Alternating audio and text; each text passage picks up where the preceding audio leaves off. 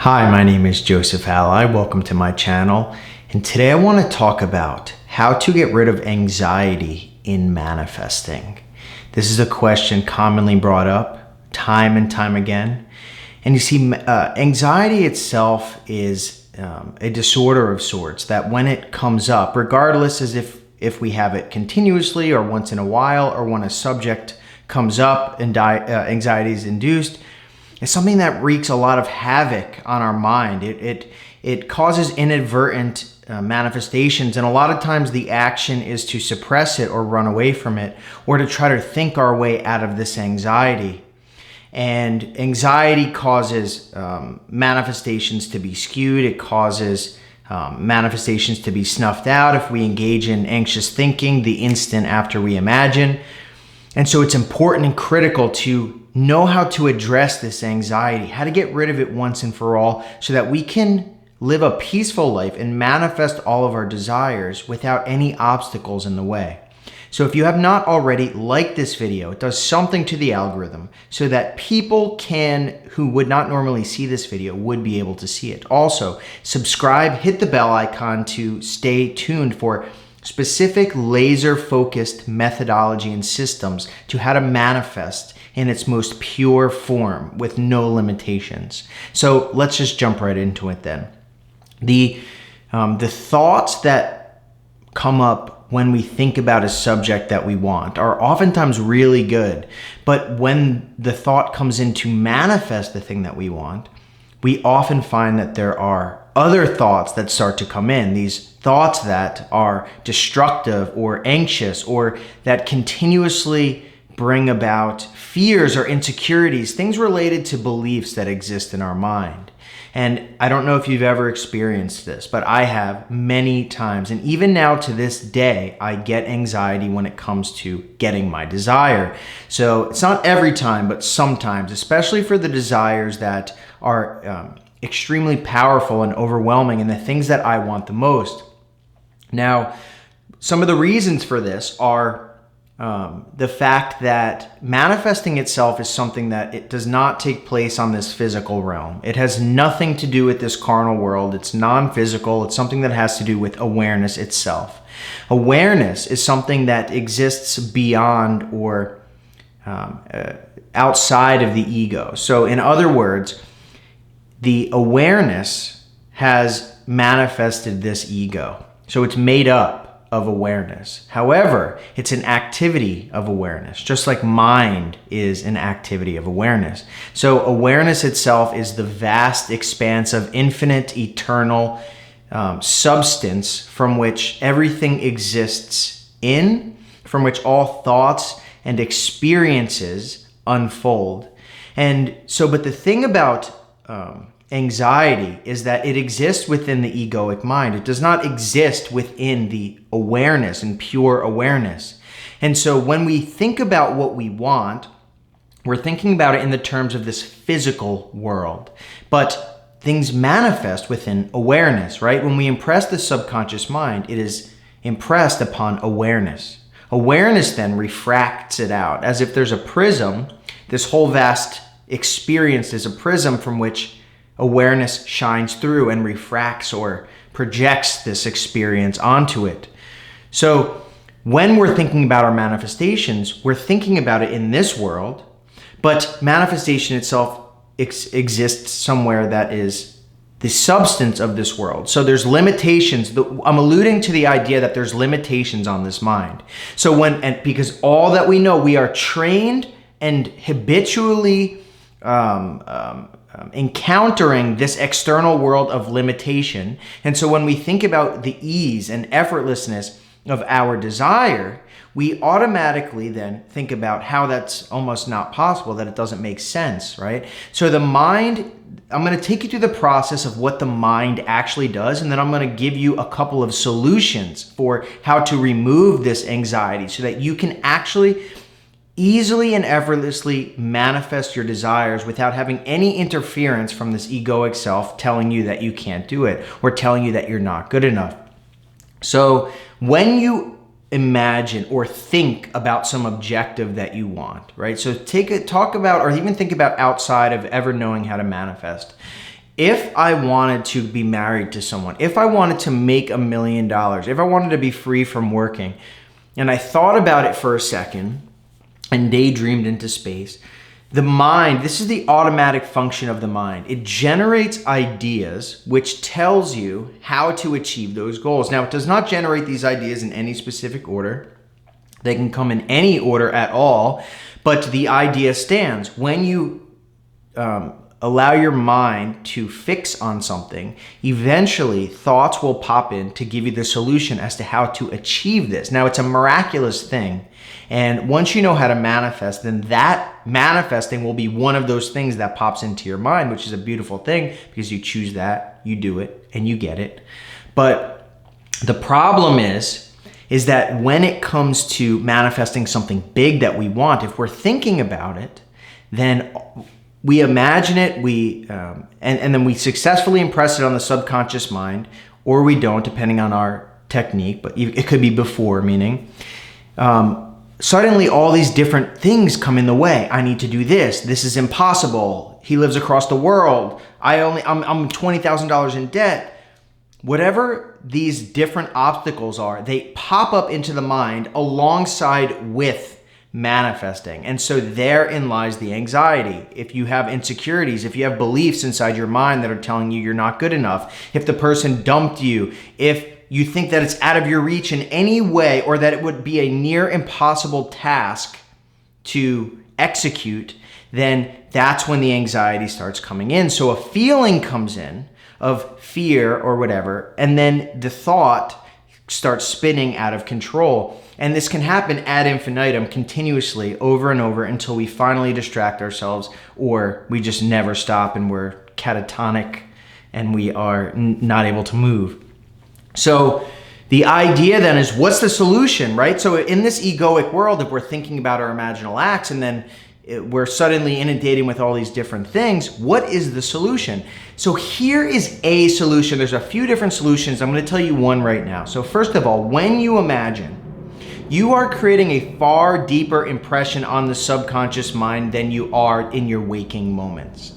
So the reason for this is, when we are nearing bed, or when we are in a meditative state, the consciousness is reduced, our consciousness or analytical mind is reduced down, and it is less effective and it is less of a guardian. And so when we are during the day, that guard or that guardian or that analytical mind is more active, more opaque. It allows less into the subconscious mind. So just to take a little load off your chest, the thoughts that we have during the day have less power than they do at night. Does that mean that during the day don't have any power? No. I'm sure if you've been watching my channel, you've already proven that your thoughts can create every thought. But the power is less. So here's the thing. Once we plant a seed in the subconscious mind and it's accepted, it's going to manifest. So regardless as if we have a bunch of crazy thoughts or anxious thoughts after, we've already planted the seed, we've already done the work, and so eventually it's going to manifest in our reality. So we don't have to worry too much if we imagine and then we're good for a while and then maybe we have some anxious thoughts. But if it comes to the point where we're imagining and then we're suddenly inundated with these anxious, spinning, obsessive thoughts, that's the issue. That's where the seed gets snuffed out before it ever gets planted, or the ride in the middle between A and B, between now and your end, is corrupt and all messed up, and it will be a bumpy ride, but it can still get to the end. So what does that mean? That means that in order to successfully know that you've planted the seed and know that it's going to come, we need to imagine without having anxiety for a substantial time after we have imagined. So that means if you're imagining, but you're inundated with anxiety as you're imagining, if 1,000 ideas are popping into your mind as you're imagining or directly after you're imagining, then that's a problem. So we need to stop that. So how do we stop that? As I said, number one is knowing that that it's not as powerful during the day as it is your imaginal act. But if your imaginal act is inundated, then you have to do this right now. So not right now, but not literally right now. You can if you want. You can listen to me. But before you imagine, make sure that you are completely relaxed. So most people that I talk to do not allow themselves to get into this state akin to sleep. They do not let themselves get into the relaxed, sleepy state or to quiet their mind. They just want to close their eyes and jump right into imagining. Now, you can do this if your mind is peaceful at that moment, but if you are not taking a time to relax, if you are not relaxed when you try to imagine, then you've not entered into that proper hypnotic state from which impressing the subconscious mind is the best case scenario. So take minutes, take 10 minutes, take 20 minutes, whatever it takes for you to shut down that conscious mind. That is when you do that. And so when that's done, you imagine.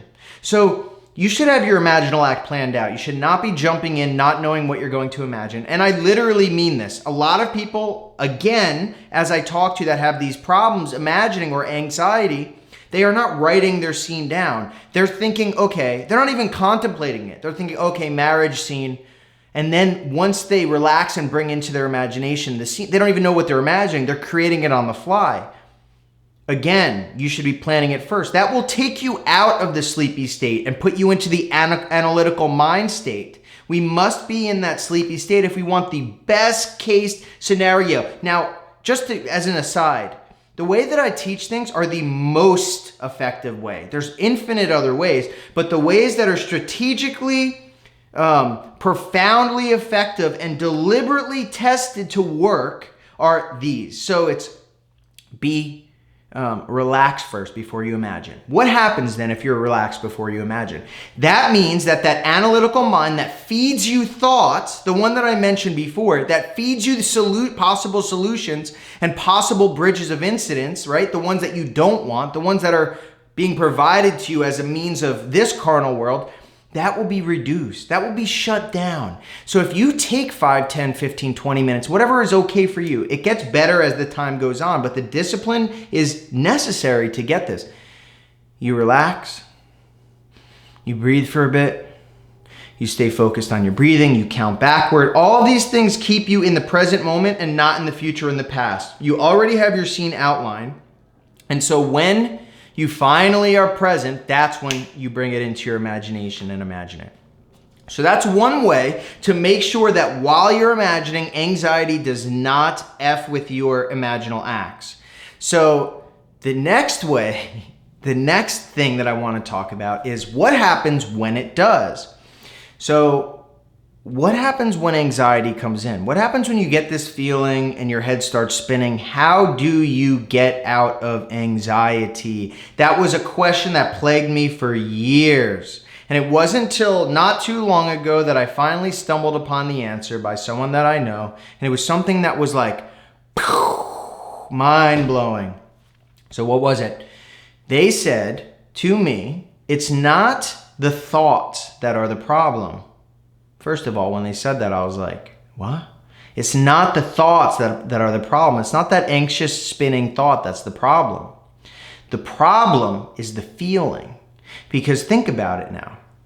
If you're in a terrific, amazing mood, and this idea comes into your mind, this negative thought comes into your mind, it's like it doesn't even matter. It doesn't matter. You move on, whatever, screw it. Right? So but then other times the thought comes in and all of a sudden, boom, rumination, you're like wheels in the mud spinning, help me, right? So what's the problem? Is it the thought or is it the feeling? You had that thought the other day when you felt good and it didn't do anything to you. But you had the thought when you felt bad and it made your mind spin like wheels in the mud. Like, yeah. So the problem is the feeling. The problem is the feeling. What happens? If the feeling enters into our mind, it'll start spinning. And then we're entered into this game of life. We're entered into the physical world. We're no longer situated with awareness above and aside from this carnal world creating. We're now stuck in this world. So the solution is a very simple process. So there's two ways to do this.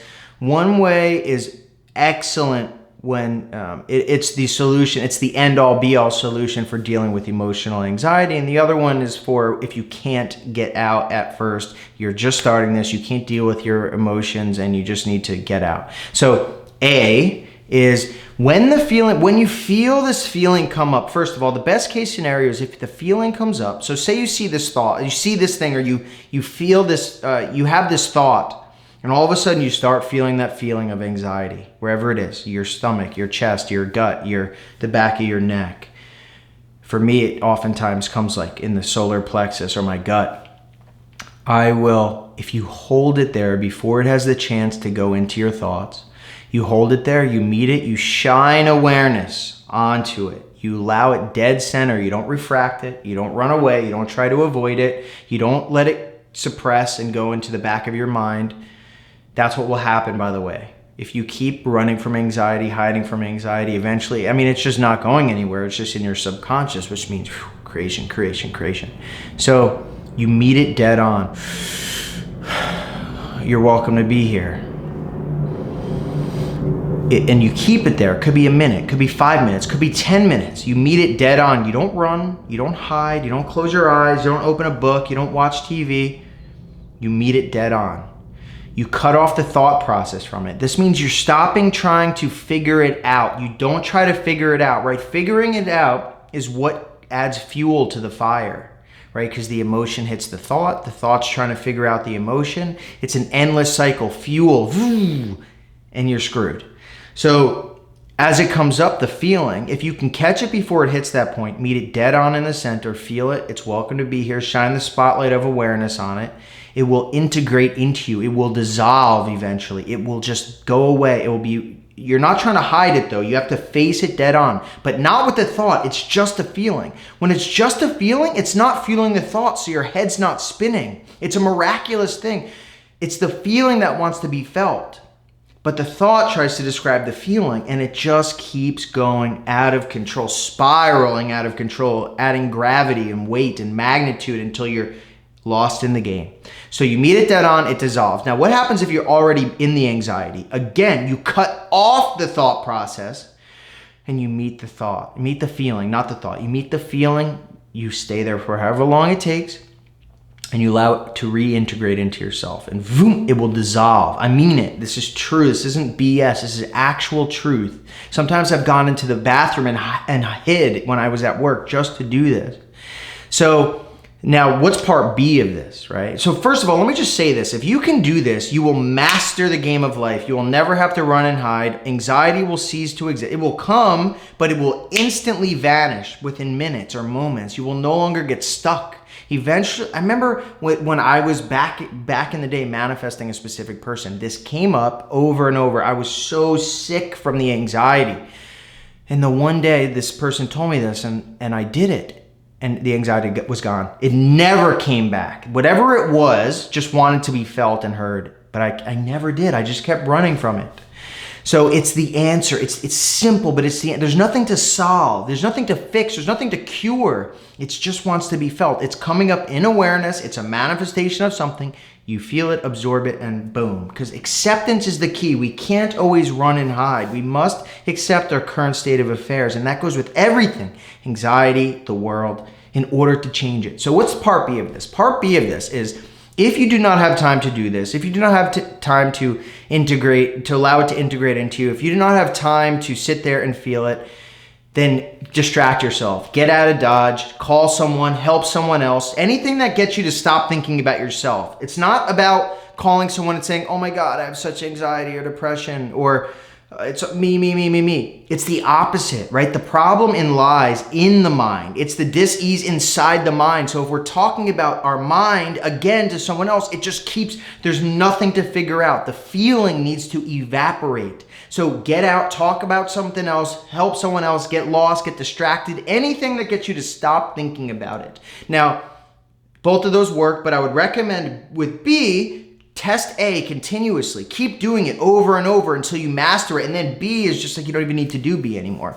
So the last thing, and probably the most powerful and effective thing, is to imagine that you do not have anxiety. Should be number one, but I saved it to the end because it's the most powerful and potent, and the best is for last. We imagine that the anxiety is gone, right? So if there's a belief that's related to it, if there is whatever the case or the cause of the anxiety is, if we imagine we're talking, so first of all, you can imagine yourself in the future, a minute from then, being happy. That's something that's worked for me thousands of times. Eventually, we forget. Something causes us to forget that we've imagined it, and then we go through this bridge, and then a minute or 5 minutes later, we realize we're not anxious anymore. It's miraculous. The next thing is to target the belief, which I have a video about this, and I will post that on the end screen, probably somewhere over here, I forget, and link it in the description. And so it's to target the belief and then imagine that you no longer have it, right? And then the third one, it's just a brief example of that is like, if it has to do with a specific person, we say, what if there was a belief that's causing this anxiety, what would it be? And then we imagine we're telling a friend that we have the opposite of that, or we imagine a friend telling us that we have the opposite of that. And then the other way to do this is to just simply have conversations with friends in your imagination, explaining how, with very ease and nothing extreme or amazing, but just saying, yeah, my anxiety, I haven't had anxiety in years. It just completely vanished. And then having them tell you, wow, that's amazing. I could tell you don't have anxiety. You haven't had anxiety for years. I'm really grateful for you. This will plant a seed in the subconscious mind, and you will become this person. The world will move, and you will become that person. So if you're having anxiety about anything, any manifestations, those are the tips that I would prescribe to you if I was your manifesting doctor. So put them to the test, use them, track your results. Tracking results is one of the most effective ways to master your emotions and manifestations in the first place. So definitely do that. And I'll link you to the video, and I'll give you one more supplementary video. And definitely like this video, share it with anyone that you think could benefit from this. Subscribe, hit the bell icon, register for the email list for awesome announcement coming up soon, and stay tuned for more. Thank you.